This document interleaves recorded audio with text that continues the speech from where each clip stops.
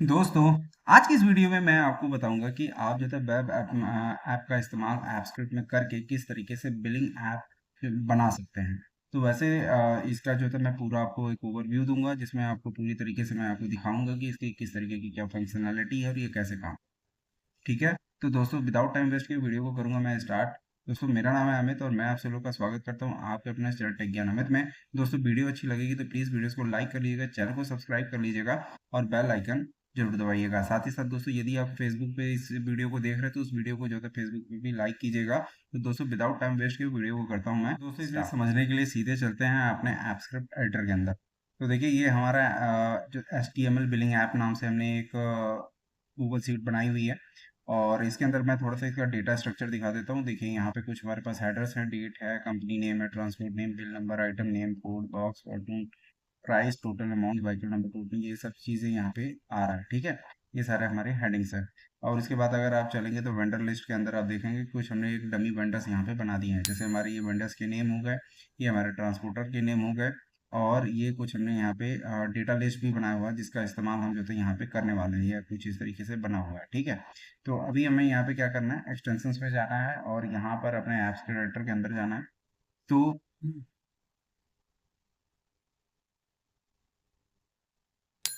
अब यहाँ पर देखिए, हमने इसकी कोडिंग करके रखा हुआ है। तो ये किस तरीके से ब्राउज़र में आपको रिफ्लेक्ट होगा, पहले तो वो मैं आपको दिखाता हूँ। तो इसके लिए हमने टेस्ट डिप्लॉयमेंट किया हुआ है और ये हमें यूआरएल मिल चुका है। तो हम यहाँ पे चलते हैं अपने क्लिक किया तो देखिए, ये ब्राउज़र पे आपको कुछ इस तरीके से देखने को मिलेगा। तो यहाँ पे क्या हो रहा है, ये जितने भी डेटा है वो हमारे गूगल सीट से लिंक है। मतलब अगर आप जैसे यहाँ पे आप देख रहे हैं कंपनी नेम है SR एंटरप्राइजेज आ रहा है। मैं चलता हूँ यहाँ पर और यहाँ पर वेंडर लिस्ट के अंदर मैं जाऊँ और यहाँ पर अगर कोई और भी कंपनी नेम मैं ऐड ऑन कर देता हूँ, जैसे AB इंडस्ट्री। ठीक है। AB इंडस्ट्री मैंने लिखा। ये फिलहाल सारा चीज़ हमने कैप्स में लिखा हुआ, तो मैं कैप्स इंडस्ट्री, AB इंडस्ट्री। ठीक है। ये हमने यहाँ पे कर लिया AB इंडस्ट्री। अब मैं चलूँ अपने यदि मैं अपने ब्राउज़र को एक बार रिफ्रेश करूँ तो अभी जितना यहाँ पे ब्राउज़र्स में जो कंपनी नेम आ रहे थे उसमें एक नाम और ऐड हो जाएगा, AB इंडस्ट्री। ठीक है। तो ये मतलब कहने का है कि सारा डेटा जो हमारा लिंक है वो बेसिकली हमारे गूगल सीट से लिंक है।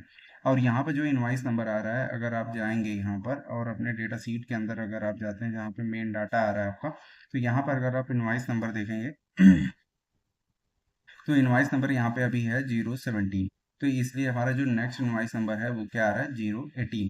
और यहाँ पे हमारे पास जो होता है यूनिट्स भी हैं, यूनिट्स को भी हम यहाँ पर अपना यहाँ पर आप बना सकते हैं। और उसके बाद यहाँ पर बिल नंबर भी है। इसके बाद यहाँ पर आपको कंपनी नेम यहाँ पर अपना ड्रॉप डाउन से सेलेक्ट कर सकते हैं, जैसे मैंने यहाँ पर ले लिया। और यहाँ पर अपना बिल नंबर यहाँ पे आप डाल सकते हैं। और एक चीज़ यहाँ पर आप देखिए, यहाँ पर जितने भी आपको आइटम्स की एंट्री करनी है वहाँ पर ये प्लस बटन दिया हुआ है। जैसे ही आप यहाँ पे क्लिक करेंगे, देखिए एक रो ऐड हो गया।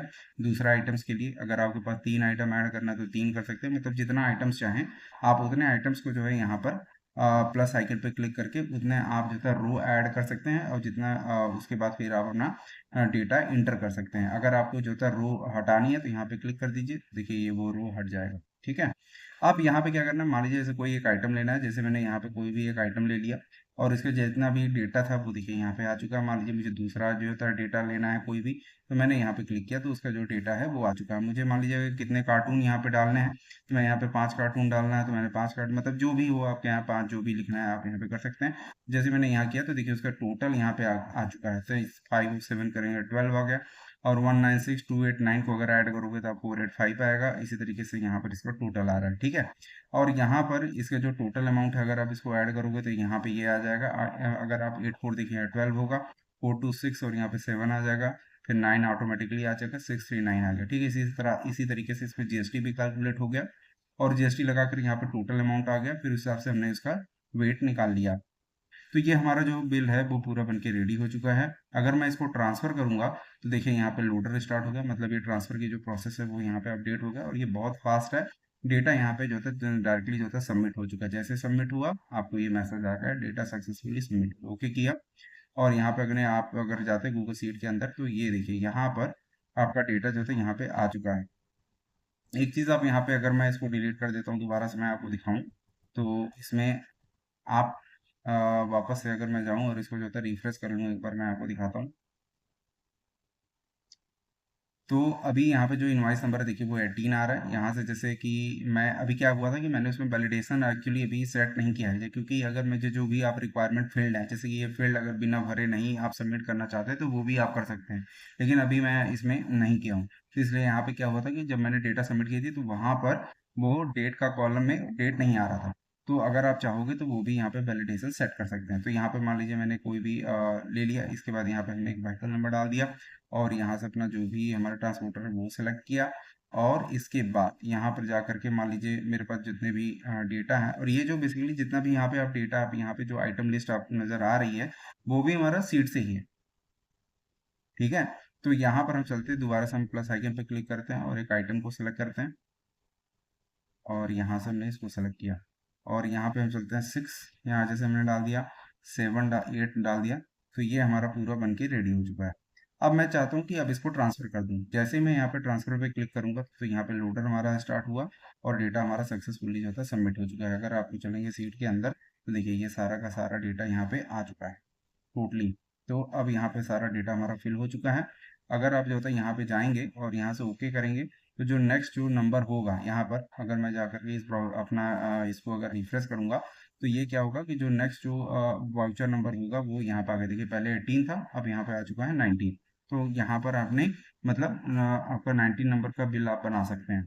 अच्छा, तो अगर आपने जैसे मान लीजिए आपने जो भी बिल बनाया, अगर आपने जैसे क्या करना था, आपने उसको प्रिंट बाद में देना था, तो आप यहाँ पे क्या कर सकते हैं, उस बिल को अगर जिसको भी आपको आपने बनाया है उसको मान लीजिए आपको प्रिंट करना है, तो मान लीजिए मैंने इसको कॉपी किया और यहाँ पे जाऊँ और यहाँ पे अगर वो उस बिल नंबर को अगर मैं सर्च करूँ यहाँ पे, और मैं यहाँ पे जैसे सर्च पे क्लिक करूंगा तो वो जो भी डेटा होगा यहाँ पे वो देखिए वापस से हमें मिल गया।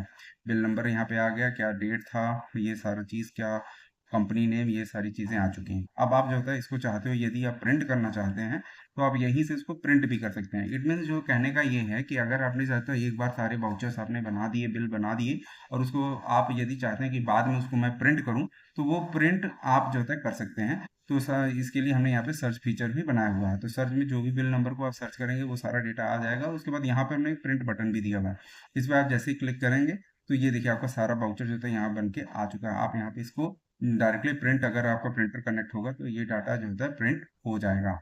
ठीक है दोस्तों, तो इस तरीके से जो है ये बिलिंग ऐप जो है काम कर रहा है। अगर आपको भी इस तरीके का कोई बिलिंग ऐप जो है बनाना है तो आप हमसे संपर्क कर सकते हैं। आपको जो है आपकी जो भी हेल्प होगा वो हम करेंगे। और यहाँ पर अब ये चीज़ आप जैसे मैं आपको यहाँ पे दिखा रहा हूँ तो ये मत सोचिएगा कि आप ये तो यहाँ पर मैंने आपको कोई करने के लिए नहीं दिखाया, मतलब आपको कोड नहीं दिखाया। कोड एक्चुअली आप अगर आप देखेंगे तो कोड यहाँ पे सारे बने हुए हैं। तो यहाँ पर अभी एक इतना सारे कोड को अभी मैं एक्सप्लेन करूंगा तो अभी बहुत टाइम लगने वाला है, क्योंकि ये पहले से बना हुआ है। ये सब चीज़ें मैं आपको आने वाले टाइम में सिखाऊंगा अभी। ये बस मैं आपको एक जस्ट ओवरव्यू दे रहा हूँ कि आप अगर ऐप स्क्रिप्ट, वेब एप्लीकेशंस वगैरह अच्छे से अगर आप समझ लेते हो तो आप बहुत कुछ अपनी कंपनी के लिए कर सकते हो। ठीक है दोस्तों, तो आई होप आपको ये वीडियो अच्छी लगी होगी और आपको जो होता है थोड़ा सा मोटिवेट हुए होंगे कि आप जो होता है और भी मतलब अगर आप सीखते हो तो और क्या क्या चीज़ें आप यहाँ पे कर सकते हो HTML और ऐप स्क्रिप्ट और वेब एप्लीकेशंस और जावा स्क्रिप्ट, ये सब चीज़ों को सीख करके। तो दोस्तों इसी चीज़ के लिए मतलब आपको सिर्फ इस वीडियो को बनाने का एक ही मकसद था कि आप अपने नॉलेज को जो था और भी इम्प्रूव करें और अपने आपको मोटिवेट करें और ये सब चीज़ें अच्छी अच्छी जो था बनाएं और कंपनी में भी आपकी अच्छे से ग्रो हो। ठीक है दोस्तों, तो मिलते हैं अगली वीडियो में, तब तक के लिए नमस्कार।